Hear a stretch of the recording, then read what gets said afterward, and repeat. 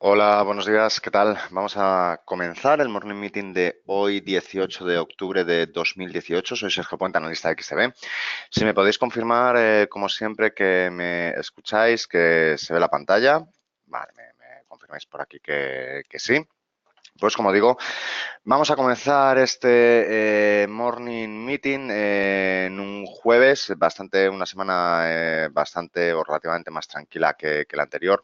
Vemos hoy cómo, a pesar de que los índices americanos ayer, bueno, pues terminaron con prácticamente planos, con ligerísimas caídas, en algún caso incluso, vemos cómo los índices europeos están abriendo hoy la sesión ligeramente arriba, siendo sobre todo tanto Italia como España los que estamos viendo con números verdes un poquito mayores que el resto. En este caso vemos como Italia ha abierto un 0,52 y España ahora mismo llevamos un 0,25 y además el caso español muy importante el mantenimiento de esos 9.000 puntos que parecía que se perdían durante la semana pasada. A nivel macro, muy pocas cosas que comentar. Los resultados en Estados Unidos, los resultados empresariales están siendo muy buenos resultados. Netflix, el sector bancario, etcétera, están presentando muy buenos resultados del último trimestre, el trimestre de verano. En Italia sigue esa inestabilidad por esos presupuestos generales, también en España, aunque hay que recordar que Juncker ha anunciado que está bastante satisfecho con los presupuestos o con el borrador de presupuestos que ha presentado Pedro Sánchez a la Unión Europea. Por lo tanto, en principio, la Unión Europea da el visto bueno preliminar a ese borrador de presupuestos generales del Estado en España, lo cual, bueno, pues como vemos también está llevando a que el índice suba durante la jornada de hoy, al menos durante estas primeras horas de negociación. Por otro lado, tenemos la negociación del Brexit. Se está empezando a plantear o están empezando a haber rumores sobre una prolongación de lo que sería el plazo, ¿vale?, de negociación entre la Unión Europea y el Reino Unido con respecto a la salida de este último de la Unión. Esto se está empezando a plantear sobre todo para quitar el encasquillamiento que hay precisamente en estas negociaciones que parece que no van ni hacia adelante ni hacia atrás, están en un punto completamente muerto y se está planteando esta prórroga de tiempo, ¿vale?, para estas negociaciones entre el Reino Unido y el resto de la Unión Europea. Por último, tenemos que comentar, como siempre, esos resultados de ayer, de esos cambios en el petróleo, en las reservas de petróleo. También unos resultados positivos para las reservas, negativos para el precio del crudo. Vemos que llevamos ya 3 semanas como mínimo viendo estos resultados, ¿vale?, estos inventarios de petróleo. Ayer se publicó un dato, la previsión era de un aumento de 1,1 millones de barriles, realmente fue de 6,5, fue un aumento bastante superior a lo que el mercado estaba descontando y además se enmarca dentro de esta polémica, bueno, sí, podríamos llamarlo polémica en torno a Arabia Saudí y sobre todo con el foco en las respuestas de Estados Unidos, las respuestas de Donald Trump, de pues esa situación un tanto extraña, casi que roza con las teorías conspirativas que tanto suelen gustar a algunos sectores, ¿vale? En un primer lugar, Donald Trump, bueno, pues dijo que había que tener paciencia en las investigaciones, luego comentó que en caso de que haya sido el gobierno saudí el que haya ordenado el asesinato bueno, que todos conocéis, ¿vale? Bueno, pues habría que tener mano dura con Arabia Saudí. Ahora ha vuelto a decir que hay que tener paciencia en las investigaciones y es algo bastante importante, sobre todo porque recordemos que Arabia Saudí junto con Rusia son los principales, a día de hoy, ¿vale? Son los principales productores de petróleo. De hecho, son prácticamente los dos únicos países dentro de la OPEP que siguen teniendo capacidad para aumentar la capacidad productiva del cártel, ¿vale? De hecho, están presionando, o se lleva ya bastante tiempo comentando, que están haciendo una presión para que se aumente la capacidad, para que se aumente la producción, tanto Arabia Saudí como Rusia. Por lo tanto, veremos a ver cómo concluye todo esto, pero desde luego puede afectar mucho al precio del petróleo. Vamos a ir ya con lo que serían los índices, con lo que sería la apertura de mercado, que como ya he comentado está siendo alcista, está siendo bastante positiva en prácticamente todos los mercados. El futuro del DAX viene un 0,15 arriba ahora mismo, tras haber cerrado ese hueco de apertura que veíamos aquí, un hueco bajista, bueno, sobre todo propiciado por ese cierre de ayer en Estados Unidos, donde vimos cómo a medida que avanzaba la sesión, bueno, pues se van perdiendo las ganancias que tenían. Ojo muy importante a nivel técnico, está recuperando precisamente la media de esa banda de Bollinger. Veremos a ver cómo termina esta vela. Desde luego, si cierra por encima de esta banda de Bollinger, sería un muy buen momento para buscar los 11.800. No creo que vaya a intentar subir más arriba en estas primeras horas, pero desde luego, como comentó, esos 11.800 en caso de cerrar esta vela que tenemos, que se está dibujando ahora mismo, esta vela horaria, en caso de cerrar por encima de la media de las bandas de Bollinger, que veis que la respeta bastante bien, desde luego sería muy interesante, ¿vale? Buscar, como digo, esos 11.800. No creo, insisto, que vayamos a ver el DAX mucho más arriba durante la mañana de hoy. Dependerá sobre todo mucho de lo que suceda en Estados Unidos, con la apertura en Estados Unidos y de esos resultados que se siguen presentando en aquel país. Por nuestra parte, el IBEX 35 también cerrando el hueco de apertura, ese hueco bajista que veíamos en la apertura en prácticamente todos los índices europeos y además ahora mismo uno de los que más está subiendo, lo comentaba al principio, aunque parece que se está desinflando un poquillo, ahora mismo lo tenemos con un 0,11 arriba ahora mismo. ¿Vale? En el caso del IBEX creo que es una situación relativamente opuesta a la del DAX alemán.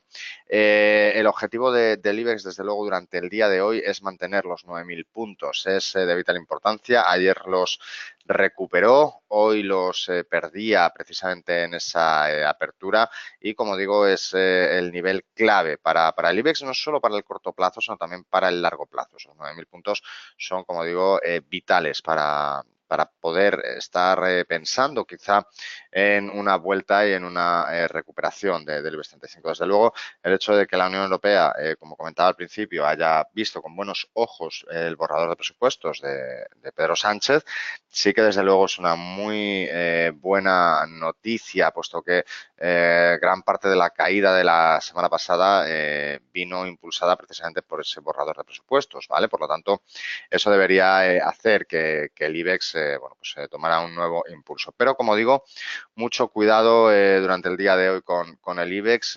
No me extrañaría que esté bueno, pues tonteando todo el día, toda la jornada con esos 9.000 puntos. Lo más probable es que veamos un retroceso precisamente a esos 9.000 y a partir de ahí, si los mantiene, desde luego, volveríamos a ver acercarse a 9.050 para volver a caer. Pero, como digo, cualquier operativa en búsqueda, tanto largo como corto, de esos 9.000 puntos, que es el objetivo de mantenimiento durante el día de hoy, sería interesante, haciendo en este caso, claro, operativa muy cortoplacista y desde luego casi una operativa de scalping en el IBEX.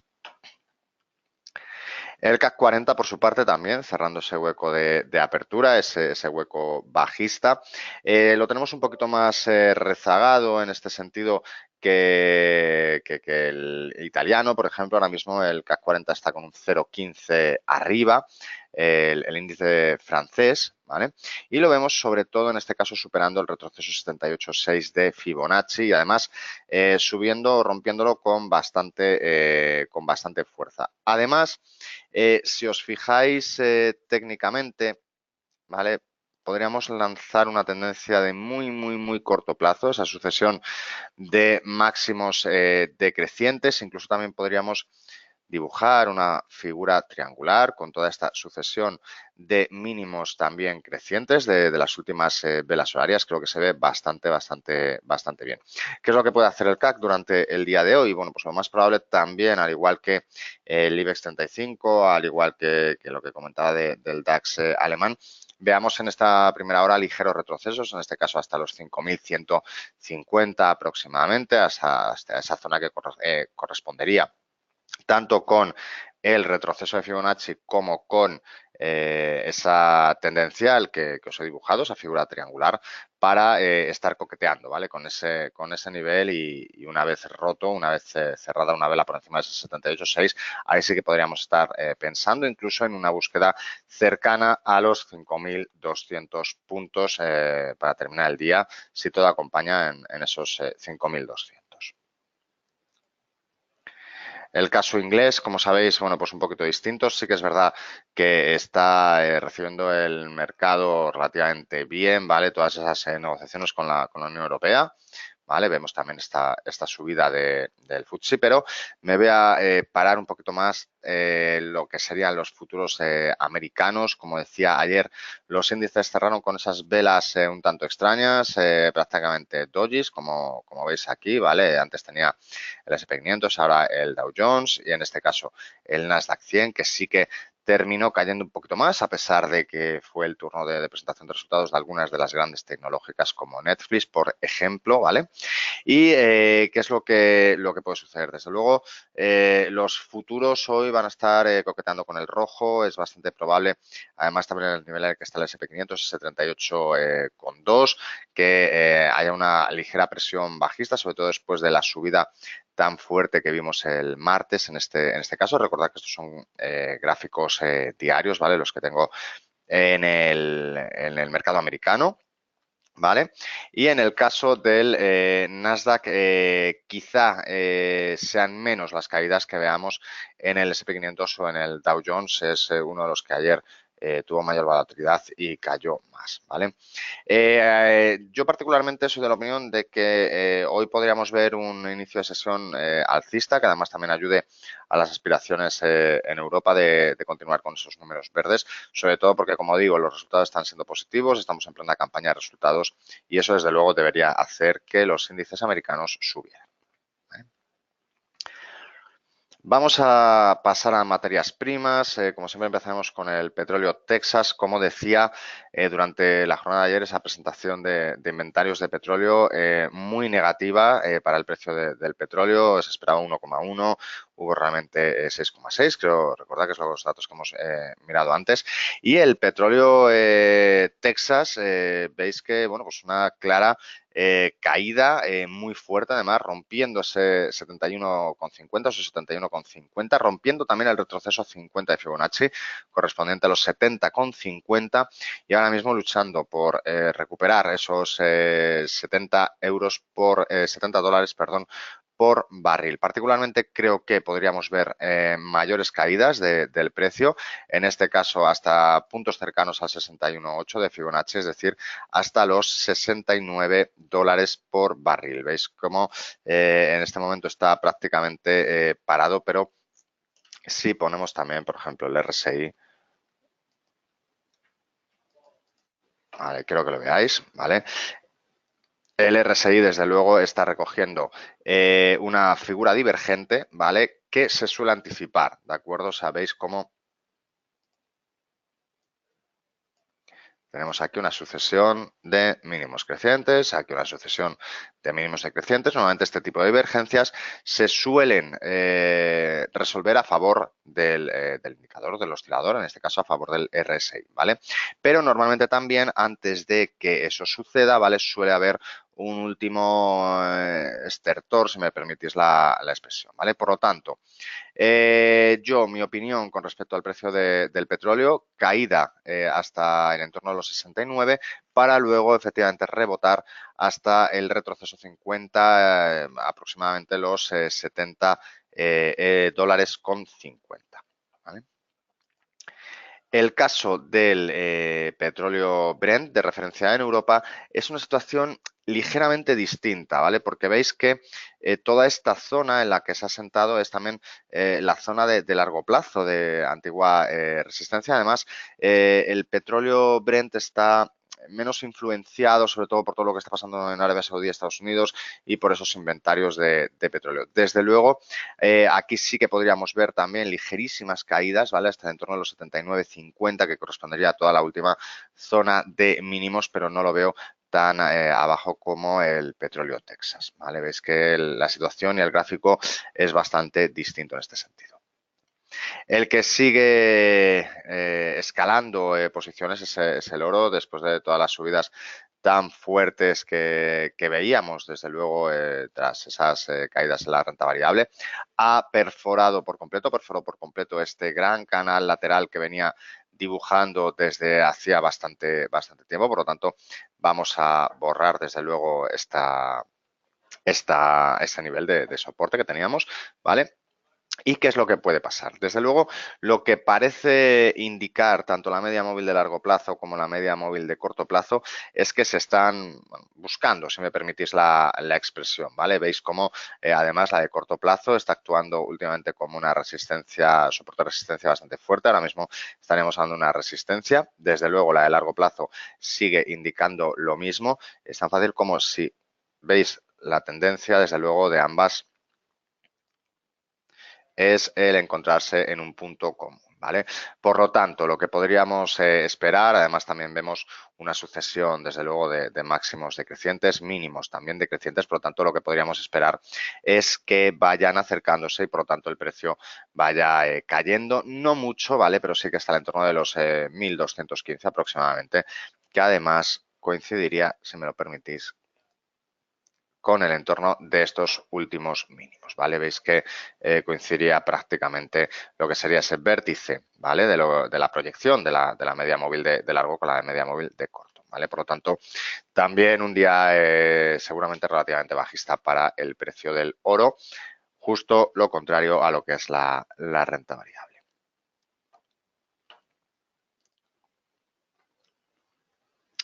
El caso del Forex, a ver si lo encuentro por aquí. Aquí lo tengo. Vale. En el caso del Forex estamos viendo un empuje muy fuerte en estas primeras horas por parte del euro. Sobre todo, ¿por qué? Porque se están disipando las incertidumbres con respecto a los tres grandes focos ahora mismo. Por un lado Italia, por otro lado Reino Unido y por otro lado España, ¿vale? El hecho de, como decía, de alargar el plazo del Brexit es muy positivo para el euro. El hecho de negociar los presupuestos con Italia o que Italia tenga que rebajarlos o amoldarlos más a la Unión Europea también es muy positivo por el euro. El hecho de que la Unión Europea dé el visto bueno a los presupuestos españoles, desde luego, también es muy positivo para el euro, ¿vale? De ahí que estemos viendo esas fuertes subidas en este primer lugar, ¿vale? Para el euro. ¿Hasta dónde? Bueno, pues como muchísimo, desde luego, hasta ese retroceso 23,6, ¿vale? De todos modos, estáis viendo aquí en este gráfico cómo el punto en el que está es una zona pivote, aunque yo no descarto, como digo, subidas más fuertes hasta este retroceso 23,6, quizá hasta la zona de 1,15,2, no mucho más arriba. Desde luego, sería interesante también ver cómo se completa esta vela. Si veis que se frena en puntos cercanos a este 23,6, desde luego una operativa bajista, una operativa de recuperación de 1,15,0 sería bastante interesante. El euro contra la libra, precisamente también uno de los más afectados o más volátiles, uno de los pares más volátiles después de esa, bueno, pues falta de negociación o esa falta de avance en lo que sería la salida del Reino Unido de la Unión Europea, ¿vale? Vemos cómo sigue manteniendo ese 0,86, es un soporte de largo plazo clave. Podríamos pensar en largo plazo, desde luego, una subida muy paulatina hasta la zona de 0,90.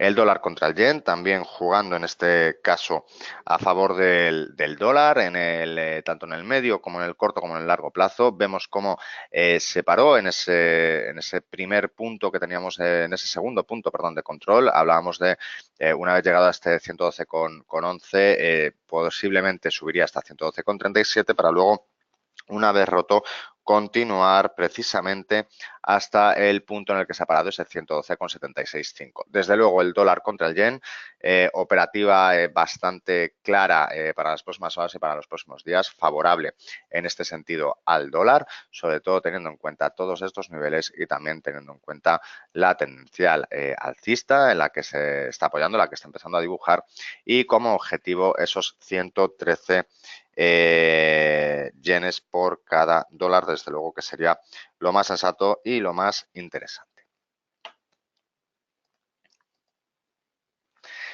Resto de divisas, poco que comentar, sobre todo sí que me quería detener un poquito más en el dólar index. Veis cómo, a pesar de lo que he comentado hace medio minuto con respecto al dólar yen, no es sobre todo por el dólar, sino sobre todo por el yen, ¿vale? Por debilidad del yen. ¿Por qué? Porque vemos como en el dólar index precisamente estamos encontrando una caída relativamente fuerte. ¿A qué es debido? Bueno, pues sobre todo